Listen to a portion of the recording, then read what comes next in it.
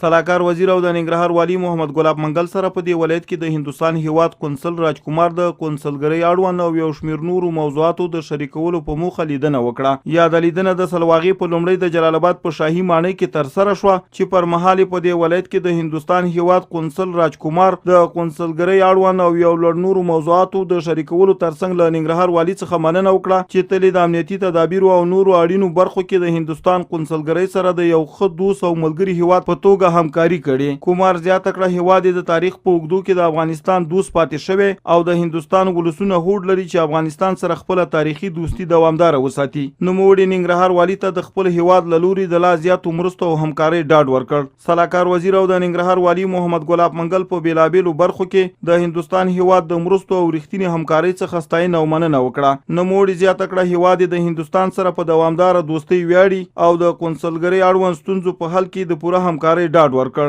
ننګرهار والي همدا راز وویل چې افغانان د هندوستان هیواد نیکي نه هیروي چې په خبره تلي په سخت ورځ د یو وفادار دوست هیواد په توګه افغانستان ته د مرستې او همکارۍ لاس ورکړي.